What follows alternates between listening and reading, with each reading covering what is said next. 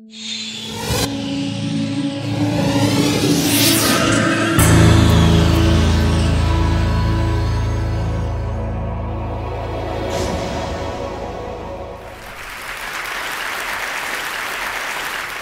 like to talk to you today about the human brain, which is what we do research on at the University of California. Just think about this problem for a second. Here's a lump of flesh, about 3 pounds, which you can hold in the palm of your hand, but it can contemplate the vastness of interstellar space. It can contemplate the meaning of infinity, ask questions about the meaning of its own existence, about the nature of God. And this is truly the most amazing thing in the world. It's the greatest mystery confronting human beings. How does this all come about? Well, the brain, as you know, is made up of neurons. Looking at neurons here, there are 100 billion neurons in the adult human brain, and each neuron makes something like 1,000 to 10,000 contacts with other neurons in the brain. And based on this, people have calculated that the number of permutations and combinations of brain activity exceeds the number of elementary particles in the universe. So how do you go about studying the brain? One approach is to look at patients who had lesions in different parts of the brain and study changes in their behavior. This is what I spoke about in the last TED. Today I'll talk about a different approach, which is to put electrodes in different parts of the brain and actually record the activity of individual nerve cells in the brain, and sort of eavesdrop on the activity of nerve cells in the brain. Now, one recent discovery that has been made by researchers in Italy, in Parma, by Giacomo Rizzolatti and his colleagues, is a group of neurons called mirror neurons, which are in the front of the brain in the frontal lobes. Now, it turns out there are neurons which are called ordinary motor command neurons in the front of the brain, which have been known for over 50 years. These neurons will fire when a person performs a specific action. For example, if I do that and reach and grab an apple, a motor command neuron in the front of my brain will fire. If I reach out and pull an object, another neuron will fire, commanding me to pull that object. These are called motor command neurons that have been known for a long time. But what Rizzolatti found was a subset of these neurons, maybe about 20% of them, will also fire when I'm looking at somebody else performing the same action. So here's a neuron that fires when I reach and grab something, but it also fires when I watch Joe reaching and grabbing something. And this is truly astonishing because it's as though this neuron is adopting the other person's point of view. And it's almost as though it's performing a virtual reality simulation of the other person's action. Now, what is the significance of these mirror neurons? For one thing, they must be involved in things like imitation and emulation, because to imitate a complex act requires my brain to adopt the other person's point of view. So this is important for imitation and emulation. Well, why is that important? Well, let's take a look at the next slide. So how do you do imitation? Why is imitation important? Mirror neurons and imitation and emulation. Now, let's look at culture, the phenomenon of human culture. If you go back in time about 75 to 100,000 years ago, let's look at human evolution.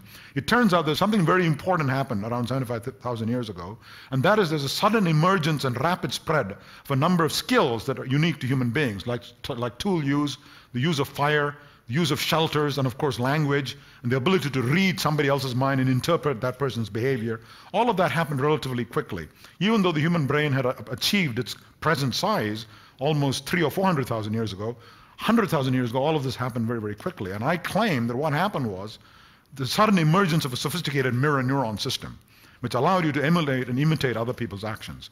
So that when there was a sudden accidental discovery by one member of the group, say use of fire or a particular type of tool, instead of dying out, this spread rapidly horizontally across the population, or was transmitted vertically down the generations. So this made evolution suddenly Lamarckian instead of Darwinian. In Darwinian, evolution is slow, it takes hundreds of thousands of years. A polar bear to evolve a coat will take thousands of generations, maybe 100,000 years. A human being, a child, can just watch its parent kill another polar bear and skin it and put the skin on its body, fur on the body, and learn it in one step. What the polar bear took 100,000 years to learn, it can learn in 5 minutes, maybe 10 minutes, right? And then once it's learned this, it spreads in geometric proportion across the population. And this is the basis of this imitation of complex skills, is what we call culture, and is the basis of civilization.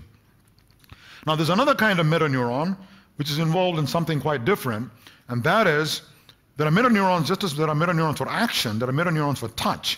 In other words, if somebody touches me, my hand, a neuron in the somatosensory cortex, in the sensory region of the brain, fires. But the same neuron, in some cases, will fire when I simply watch another person being touched. So it's empathizing the other person being touched.